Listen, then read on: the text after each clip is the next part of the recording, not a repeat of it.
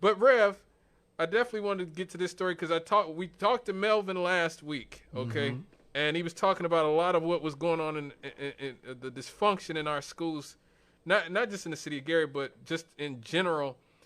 And I was telling that I wanted to talk. I was going to talk about this story about this new Twitter page called Libs of TikTok. Okay.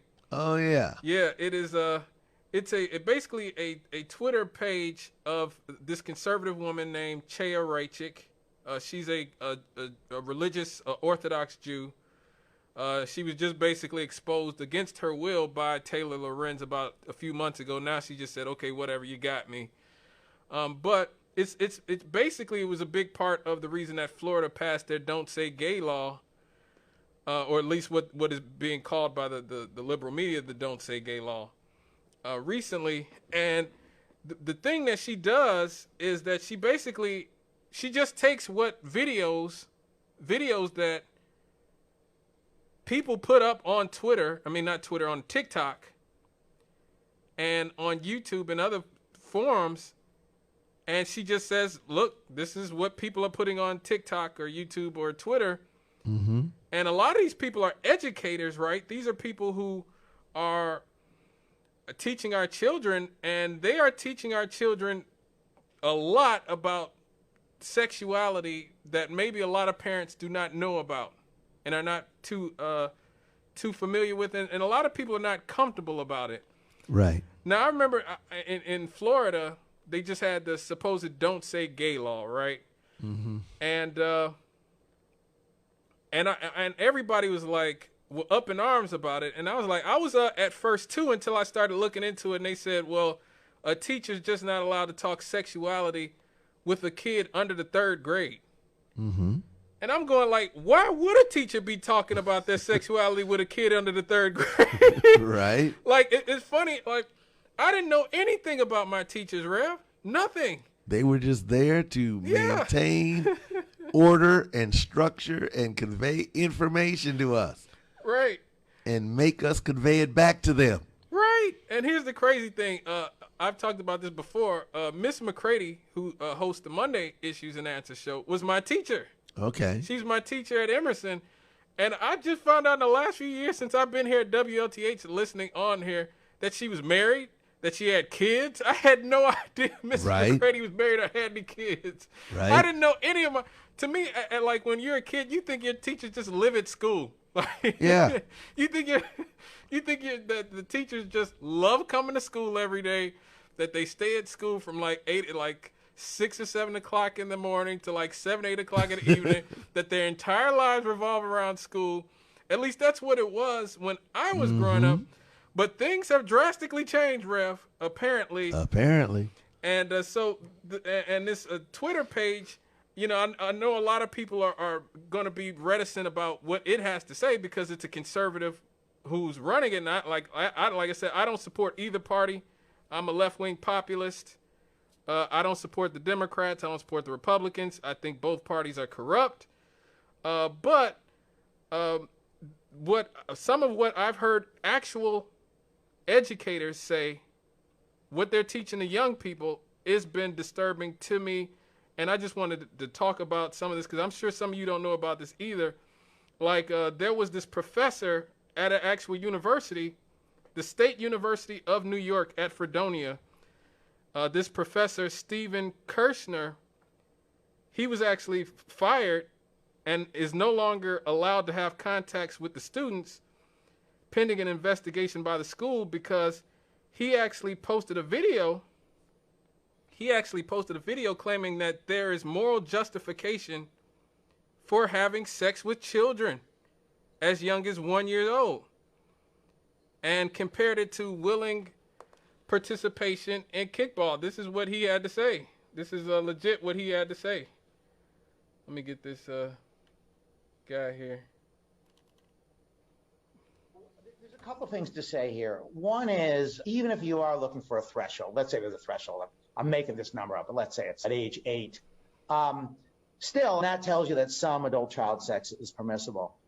Second, the notion that it's wrong even with a 1-year-old is not quite obvious to me. There are reports in some cultures of grandmothers filleting the baby boys to calm them down when they're colicky.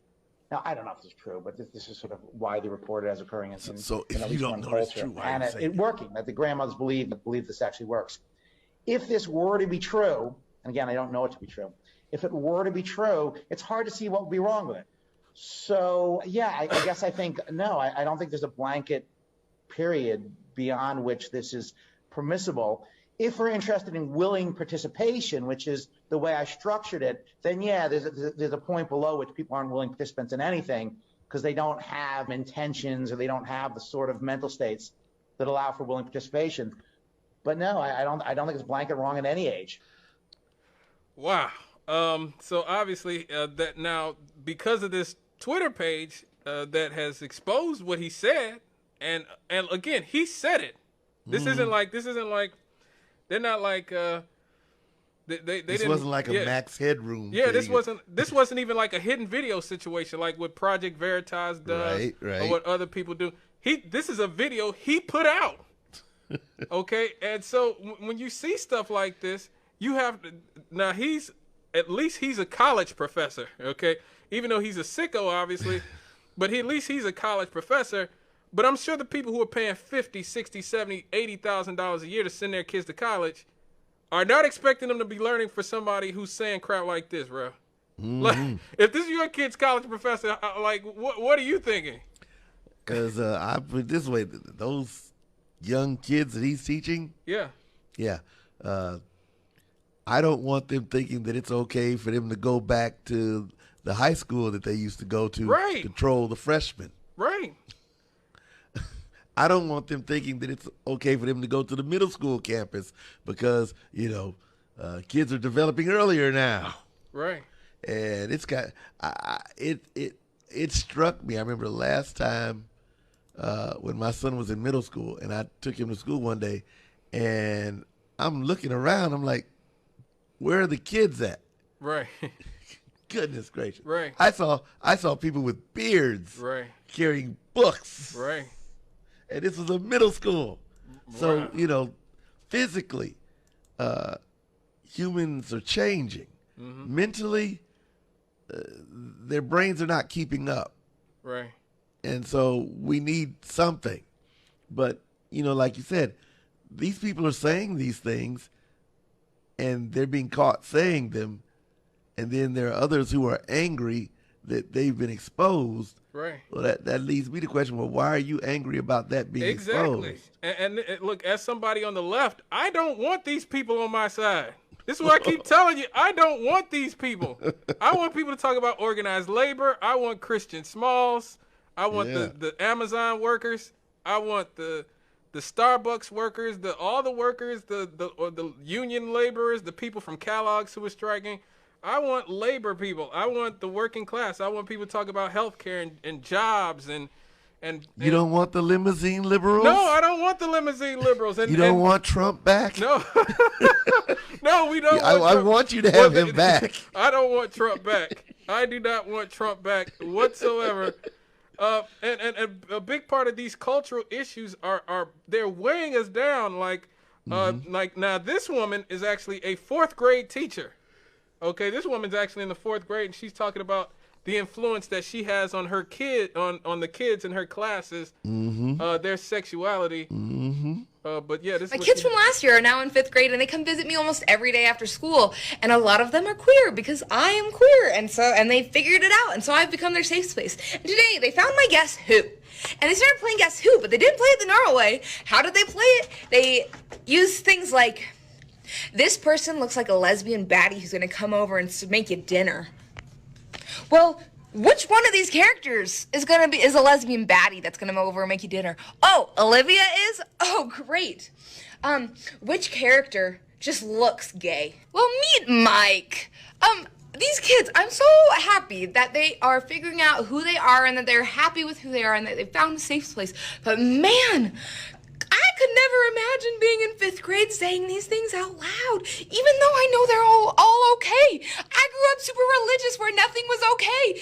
And so seeing this happen, I'm like, ah! but I'm also like, yay, but See, I mean, this is a fourth grade teacher.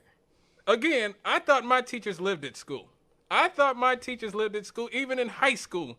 I just couldn't I didn't even know my teachers were married. I didn't know if they were straight or whether they were gay, Right. whatever. What does any of this have to do with math or science or any of this other stuff?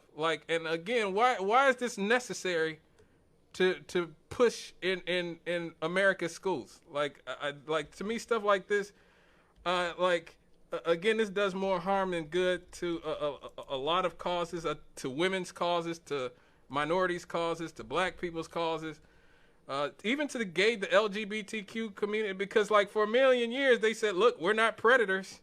We just want to be left alone. But the way these people are making them out to be, they're making them look bad. You know how old an average fourth grader is? 8? Well, what are they? 10, I think. 9 or 10. Right.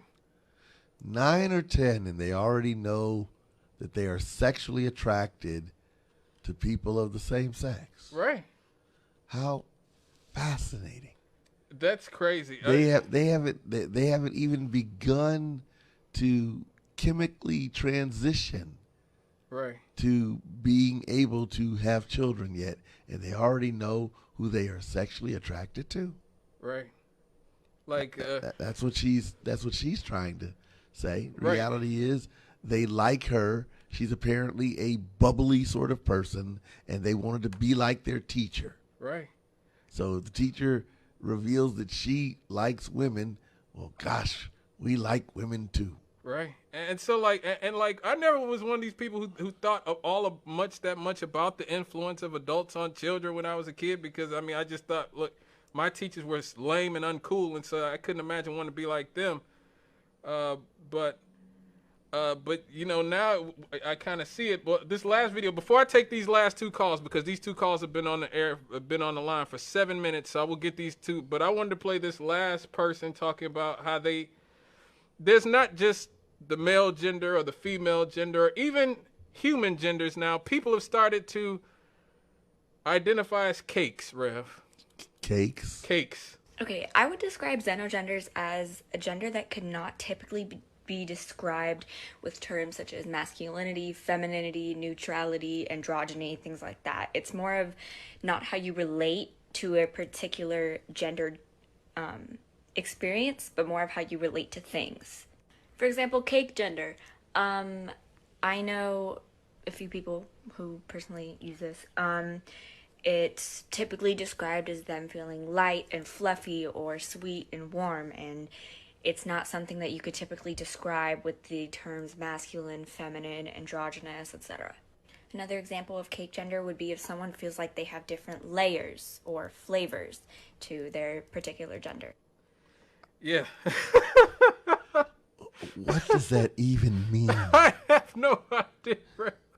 But that is the future. That's the future, apparently, of what's going on with the youth today. Yeah. Let me get these last two callers, because they've been good and staying on.